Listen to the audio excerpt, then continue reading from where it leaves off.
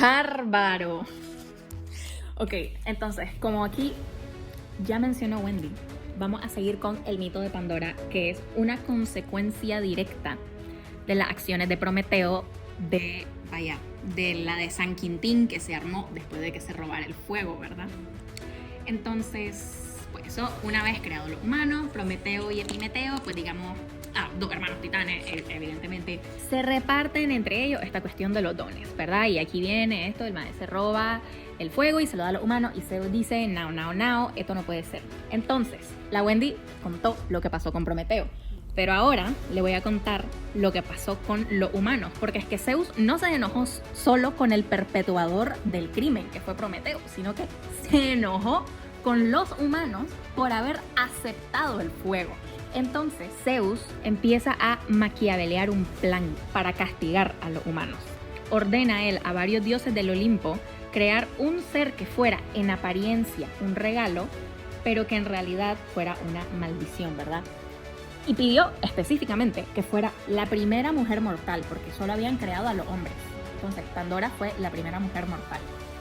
Y así pues los dioses crearon a Pandora y cada uno le dio algo diferente. Por ejemplo, Hefesto, que era el dios del fuego y de los metales, fue el que se encargó de moldear su cuerpo, la moldeó de arcilla y la dotó de una forma física propia de una diosa, o sea que la hizo bellísima.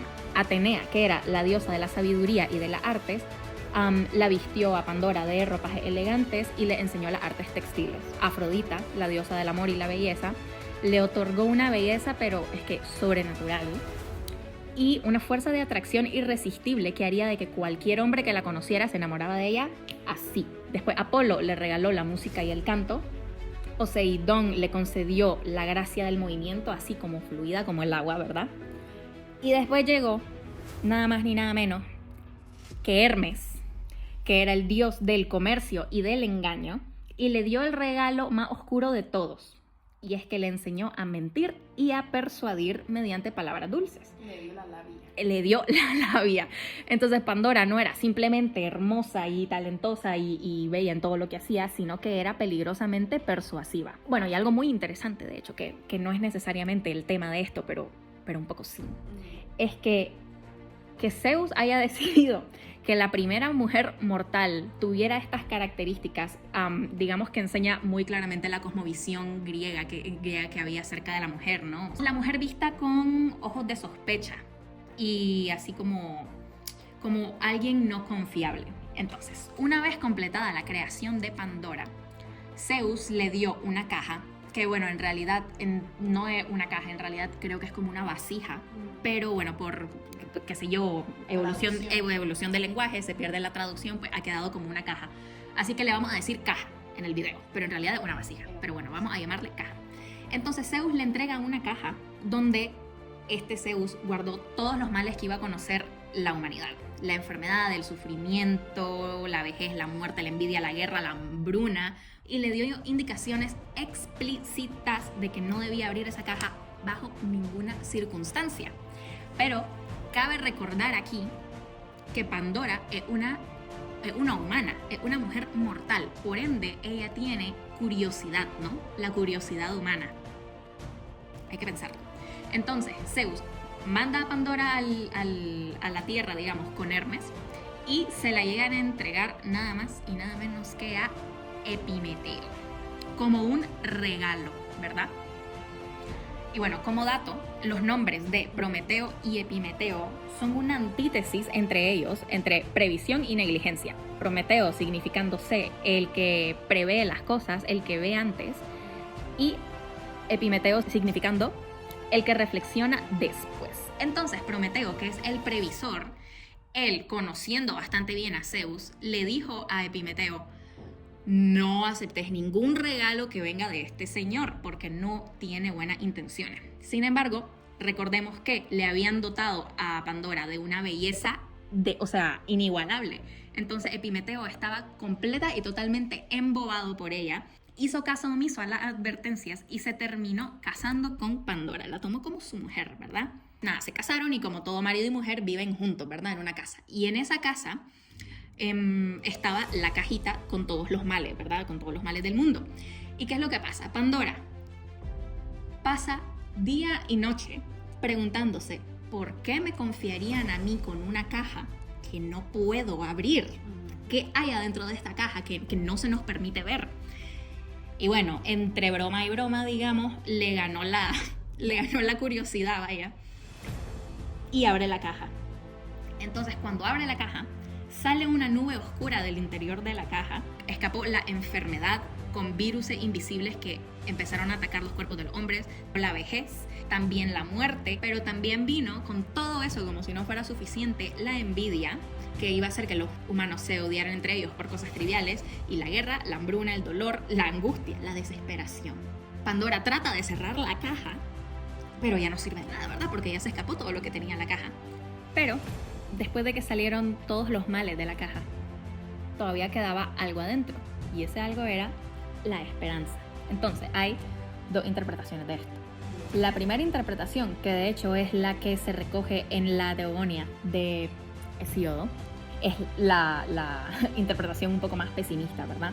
Y es que la esperanza que queda allí encerrada, queda encerrada, porque si saliera de la caja y tuviéramos, los humanos, un acceso total y completo a ella, viviríamos una ilusión perpetua. La esperanza permanece encerrada precisamente para que pueda coexistir con el sufrimiento que salió de la caja, pero sin eliminar y erradicar ese sufrimiento por completo, ¿verdad? Entonces, la humanidad, digamos que de cierta manera queda condenada, porque no solo se tenían que enfrentar a todas estas formas de sufrimiento espantosas que acaban de salir de la caja, sino que tenían que hacerlo con una esperanza que es hasta cierto punto limitada y limitante también. O sea, una esperanza que los mantiene vivos, pero que nunca se puede cumplir por completo, ¿verdad? Y digamos que la otra interpretación es la interpretación un poco más positiva, que es la que se le ha dado al mito ya un poco más de manera contemporánea, ¿verdad? Y es que la esperanza siempre permanece, ¿no? Que aunque las cosas estén mal, pues siempre hay al menos un poquito de esperanza para hacer la vida un poco más soportable, ¿verdad? Esta sería la segunda interpretación. La esperanza es lo último que se pierde, lo último que sale de la caja así. El mito de Pandora se representa de diferentes maneras y está recogida en diversas fuentes literarias, sobre todo las antiguas, siendo la Teogonia de Hesíodo la más extensa, digamos, de la que está redactada, como dijo la Wendy, de una manera más narrativa, ¿verdad? Digamos que el mito de Pandora, en su representación de, digamos, la primera que hubo, su origen, busca que la sociedad griega de ese entonces entendiera que los humanos no siempre habían vivido en sufrimiento y que ese sufrimiento vino a raíz de la desobediencia, o sea, a raíz de un castigo que envió Zeus, el dios de los dioses, el rey de los dioses, para castigarlos a ellos por haberse tratado de levantar en contra del orden establecido, por haber aceptado un regalo de alguien que estaba, digamos, descontrolando el orden que ya había, ¿verdad? También justifica una visión profundamente misógina que existía en eso entonces acerca de la mujer, ¿verdad? La mujer como un mal necesario, o sea, un mal, pero era necesario para que los humanos entendieran de que no podían hacer lo que se les antojara, ¿verdad? De cierta manera justifica la posición subordinada que tenía la mujer en la sociedad y bueno, de cierto punto que sigue teniendo, pero bueno, sobre todo en ese entonces la posición subordinada que tenía la mujer, que es una enseñanza para los humanos de aceptar las cosas como son, ¿saben? Como dicen en High School Musical, stick to the status quo. O sea, de que hay que aceptar que tenemos una posición limitada, hay que someternos al orden establecido y que no hacerlo implica muerte y destrucción. Pero ahora vamos a dar un pequeño salto. Vamos a pasar de la Grecia arcaica y nos vamos a mover a la Francia. En esta Francia renacentista vamos a ver la pintura de la Eva Primadonna de Jean Cousin el Viejo, que es un pintor francés del Renacimiento. La pintura esta fue realizada allá por los 1500, 1550 y es una representación de Pandora siguiendo el modelo de la Venus de Urbino de Tiziano. En el cuadro hace como una fusión entre el mito de Pandora y la Eva bíblica. En esta representación está Pandora acostada como en el suelo y tiene una mano sobre la caja, y que de hecho aquí está representada como una jarra, y tiene una mano ahí sobre la jarra y en la otra mano la tiene posicionada sobre una calavera. Un memento mori, ¿verdad? O sea, memento mori, un recordatorio de que te vas a morir. También en esta pintura está representada con una serpiente enrollada en el brazo y con una flor de manzano. Entonces la pintura hace una, ¿cómo se llama? Una fusión, como dije, súper interesante entre el mito y la Eva bíblica, ¿verdad? Porque en ambos casos se representa a la mujer como el origen de la tragedia. Pandora, que abre la caja y salen todos los males del mundo, y Eva, que se come la manzana, así cuando llega la serpiente y le come el oído, ¿verdad? Que se come la manzana. Y bueno, en esencia sería esa la representación que se le dio en la época del Renacimiento, ¿no? 1500, la conquista, la expansión de la religión. Full reflejo de la sociedad de este entonces. Entonces, digamos, esa es una representación de los 1500 del mito de Pandora, así como fusionado con la religión. Pero siempre hablando de la desobediencia, ¿no? Porque a Eva se le había dicho, podés hacer lo que se te antoje en este jardín, menos comerte la fruta prohibida. Al igual que a Pandora se le había dicho, podés hacer lo que se te antoje con tu vida de mortal, menos abrir esta caja. Interesantemente, a las dos se le echa la culpa, ¿verdad? O sea, no se le echa la culpa a la serpiente al literal demonio por haberle comido la oreja a Eva. Y tampoco se le echa la culpa a Zeus por haber puesto todos los males en la caja, sino que se le echa la culpa a la mujer por el simple hecho de tener curiosidad y de querer desafiar lo que le habían impuesto. Vamos a hacer otro saltito en el tiempo, pero no tan potente como este, sino de unos 300 años nada más. Y vamos a caer en Alemania a principios de los 1800 con Johann Wolfgang von Goethe, que estrena su obra de teatro Faust. Para los que no conocen esta obra, porque de hecho yo no la conocía antes de hacer esta investigación, la obra cuenta la historia de Fausto, que es un erudito insatisfecho con su vida y sus conocimientos, que hace un pacto con el diablo Mefistófeles para que le ayude a conseguir todas las alegrías del mundo, ¿verdad? Entonces este Fausto apuesta su alma, se la da a Mefistófeles, y este lo lleva a una cocina donde una bruja, mediante una pócima, le hace que recupere su juventud para que él pueda lanzarse a sus nuevas aventuras amorosas. Ya una vez siendo joven de nuevo, Fausto conoce a Margarita y se enamora perdidamente de ella. Entonces, con la ayuda de Mefistófeles, Fausto seduce a esta joven Margarita y la hunde en la desgracia. Margarita queda embarazada y Fausto la abandona. Por esta razón, ella se vuelve loca, o sea, se desespera, y cuando nace su hijo, lo ahoga. Y por ende, a ella la condenan a muerte. Y a causa de todo esto también mueren el hermano de Margarita y su madre. Y de hecho, eso por maquinaciones de Fausto y Mefistófeles. O sea, era terrible el tal Fausto. Pero ¿qué pasa? Después a Fausto le empieza a pesar la conciencia y trata de liberar a Margarita de la prisión en la que pues la metieron por haber ahogado a su hijo. Pero no se pudo porque ella ya estaba vuelta loca. Entonces, Margarita se vuelve loca en la prisión y muere. Sin embargo, cuando muere, su alma se salva por influencia celestial, porque ella en realidad no tenía ninguna mala intención en su vida, simplemente fue el terrible de Fausto que la hundió en la desgracia, vaya. Entonces, en realidad, el haber matado a su hijo no era algo que ella tenía en sí, fue, digamos, obligada por las circunstancias en las que se encontraba y toda su degeneración mental que le pasó después de que Fausto la abandonara embarazada. La interpretación que yo le doy a todo esto después de leerlo es que Fausto es una especie de Prometeo, pero no el Prometeo heroico, sino el Prometeo que decía vos, así como cuestionable, ¿verdad? Ruin. Porque es, digamos, quien altera el orden causal de las cosas y sobrepasa sus límites al tratar de rejuvenecerse. Pero en esta interpretación del mito no hay como una fusión tanto de Prometeo, Epimeteo y Pandora en un solo personaje que es Fausto. Porque digamos que Fausto es Prometeo porque trata de desafiar el orden establecido.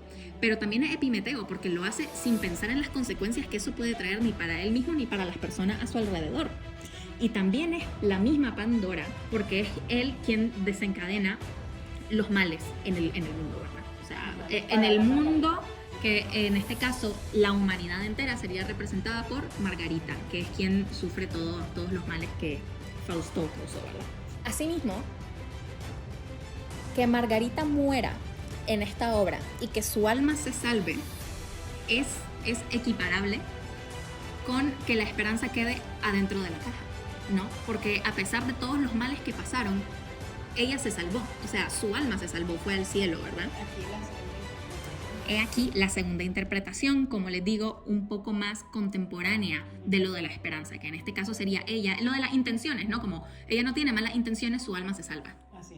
Y bueno, yo creo que esta lectura que hace Goethe acerca del mito de Pandora es muy de su época, ¿no? O sea, se enfoca mucho más al individuo que a la sociedad entera, cuando estamos hablando pues de Margarita, que es ella, ¿no? La que sufre. Y también se da un enfoque a lo misterioso y a lo esotérico, porque ya no hay una figura de un dios, sino que hay una figura de un demonio, ¿no? De algo prohibido, de venderle tu alma a un demonio. Y también hay un protagonista que es rebelde e incomprendido, digamos que él se siente de cierta manera oprimido por el destino que es envejecer, ¿vale? Que sería Fausto, ¿verdad?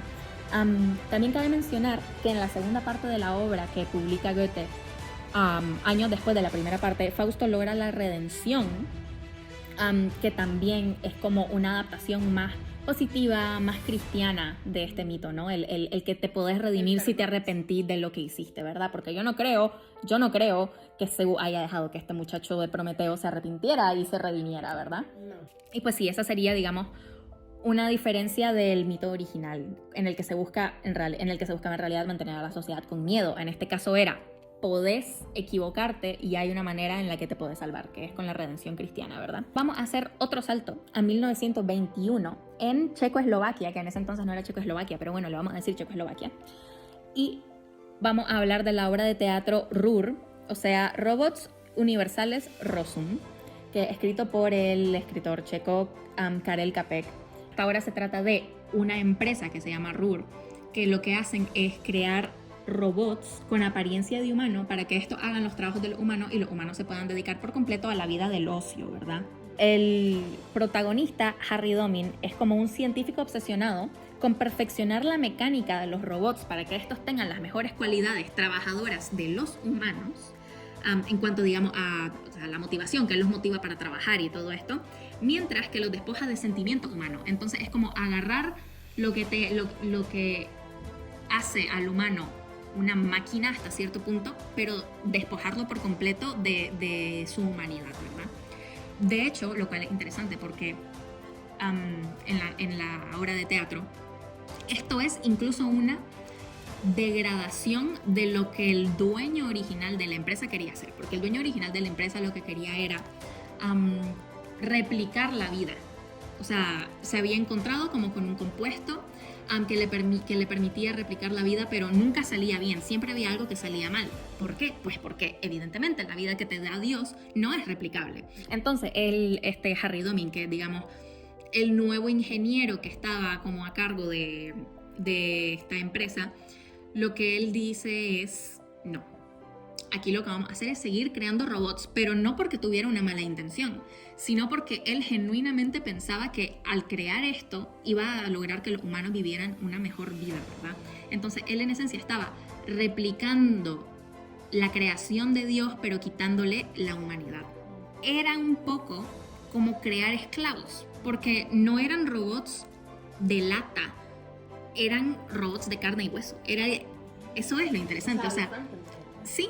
O sea, era el compuesto que encontraron, no era algo de metal ni nada, era literalmente algo que permitía recrear huesos, recrear tejido, recrear piel, músculo y todo, pero simplemente no los modificaban para tener sentimiento. Entonces era como ver a una persona y no poder distinguir si era un robot o no. Pero uno terminaba siendo capaz de distinguirlo porque esa persona se denominaba a sí misma como, si yo soy un robot, yo no valgo nada, yo no tengo sentimientos, yo solo estoy aquí para trabajar, nada me importa, que no sé qué. Entonces era muy brutal, ¿no? Era como una esclavitud. Pero ¿qué es lo que sucede? Después de, si no me equivoco, 10 años de experimentación con los robots, se dan cuenta de que para lograr que un robot trabaje mejor, tiene que tener más cualidades humanas, ¿no? Porque no es solo trabajar y ya, sino que les tenían que dar una motivación para que ese robot trabajara más. Entonces, poco a poco, como que le van metiendo cualidades humanas a los robots y los robots se rebelan. Entonces dicen, no, a ver, aquí nos tienen esclavizados, esta gente nos hizo solo para esto, nosotros no tenemos ninguna razón para estar haciendo trabajo forzoso, que no sé qué, y aniquilan a toda la población del mundo, o sea, del planeta. El planeta se queda sin alma, más que un científico al cual mantienen vivo para que lo ayude a replicar más robots, a pesar de que no funciona, pues porque este científico termina no siendo el científico necesario para replicar la fórmula del robot, vaya. Sin embargo, a pesar de haber matado a absolutamente todo el mundo, menos a una persona. Y en esencia la obra termina con que los robots han logrado desarrollar sentimientos el uno por el otro, entonces hay amor entre robots. Y por eso el único científico que queda vivo considera de que la humanidad está salvada, porque el amor se perdura. Bueno, es también muy interesante que esta obra sale en 1920-21, recién salidito el mundo de, ¿cómo se llama?, la revolución industrial, ¿no? O sea, recién pasando ese proceso de la revolución industrial, en la que las máquinas, la automatización de los procesos, digamos, que prometían una gran evolución para la persona y un futuro brillantísimo, pero también el riesgo de reemplazo de los trabajadores, ¿verdad? En RUR, el mito de Pandora se usa para mostrar el peligro detrás de la experimentación y el progreso desmedido, alertando de que podemos estar jugando con cosas que no entendemos y que están fuera del alcance de lo humano. Entonces, en esencia, Harry Doming abre la caja de Pandora y desata la aniquilación de el mundo entero por su necesidad de perfeccionar la creación de Dios, que es el humano, y reemplazarlo por una máquina. Y yo diría que esta representación marca el inicio de la época contemporánea del mito de Pandora, que sobre todo en la manera en la que se va a traducir al mundo audiovisual. Bueno, aquí voy a dar un montón de películas en las que podemos ver el mito de Pandora. En Jurassic Park, una película en la que los científicos traen a la vida a los dinosaurios que llevan siglos extintos y lo hacen en una isla aislada y lo quieren convertir en un resort, ¿verdad? Pero ¿qué es lo que pasa? Se les sale de control y terminan todos en peligro de muerte a garras de estos animales que ya no deberían estar vivos, ¿verdad? De la misma manera, el planeta de los simios, los científicos están tratando de encontrar una cura para una enfermedad y la están probando en monos y de repente algo sale mal y en vez de, y esta cuestión que le inyectan a los monos hacen que estos ganen fuerza descomunal e inteligencia humana. Entonces, estos monos que están siendo usados como sujetos de prueba se rebelan en contra de los humanos y terminan marcando su nuevo orden de ellos, ¿verdad? De ahí el nombre, el planeta de los simios, ¿verdad? También en la película Soy Leyenda, se trata de crear, en la película lo que tratan es de crear una cura para otra enfermedad, pero termina esta cura creando zombies que no solo son súper mega fuertes, sino que tienen inteligencia humana, o sea que es lo peor que puede pasar, vaya. Y también en Annihilation, que es que hay un fenómeno misterioso y creciente llamado The Shimmer que los científicos no entienden, entonces lo que quieren es entrar a esta zona en la que no deberían entrar y para lograr entenderla, ¿verdad? Entonces todas estas películas son reinvenciones de ese mito de Pandora que te muestran las consecuencias de la curiosidad humana llevada al límite de queriendo entrometerte en cosas que no deberías, curar cosas que no deberías, o encontrar respuestas para lo otro, o simplemente no aceptar que hay cosas de que el ser humano no puede llegar a entender y tratar, digamos, de doblegarla a lo que el ser humano quiere ver. También se ve esto en películas de miedo. Por ejemplo, El Aro, Smile, La Bruja de Blair, La Ouija. En todas estas películas se desata el caos a base de la imposibilidad de la gente de mantenerse alejado de temas prohibidos como son la brujería, lo sobrenatural o el satanismo, ¿verdad? Entonces, la curiosidad de jugar a la Ouija o de investigar un bosque embrujado o de ver una cinta de video que ya te dijeron que está maldita es lo que desencadena los verdaderos horrores, ¿no? Que atormentan a los personajes muchas veces hasta su muerte. Pero también está, como decía Wendy antes, presente en películas de superhéroes. Y lo tienen, pero de que viene incrustado el mito de Pandora las películas de superhéroes. Por ejemplo, la que dijo Wendy de los Vengadores, Era de Ultron, estos dos científicos, filántropos, pero también superhéroes, que son Tony Stark y Bruce Banner, están obsesionados con la idea de proteger la Tierra de cualquier cosa que pueda herirla o dañarla, que vaya, algo inevitable, ¿no? Entonces ellos no pueden meterse esta idea en la cabeza, entonces terminan creando una inteligencia artificial disque para proteger la raza humana, pero la inteligencia artificial termina siendo más inteligente que el mismo humano y se da cuenta de que el problema del humano es el humano y de que para cuidar, salvar a los humanos, hay que eliminar a los humanos, ¿verdad? Entonces se hace muy paradójico, ¿verdad? Entonces, ¿qué es lo que sucede? El Ultron se pone modo masacre y él dice, no, hay que extinguir a los humanos porque es la única manera de que la Tierra se va a salvar, ¿verdad? Entonces, en este caso fue la ambición de estos dos científicos, sobre todo la de Tony Stark, la que puso en peligro a todos los habitantes de la Tierra, la que desató los horrores que sería Ultron, ¿verdad? Pero eso sí, en todas las representaciones actuales, contemporáneas del mito de Pandora, se ve un desenlace positivo, que es el gran cambio de paradigma que hay entre el original y ahora. ¿Por qué? Porque en el original lo que no querían que hubiera un final positivo, querían que se quedara la enseñanza de no poder desobedecer a los dioses porque cosas malas pasan.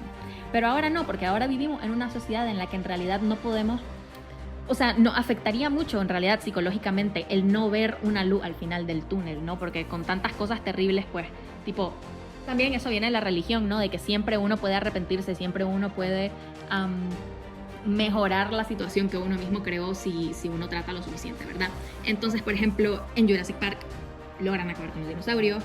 En Smile o en La Ouija, por ejemplo, aunque mueren un montón de los protagonistas, siempre hay al menos una persona que se salva y que aprende la lección, ¿verdad?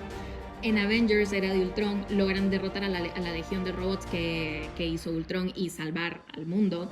En Soy Leyenda también, a pesar de que muere el protagonista, se logra encontrar una cura. En Annihilation, una de las científicas también logra sobrevivir y entender parcialmente que era el fenómeno que estaba viendo.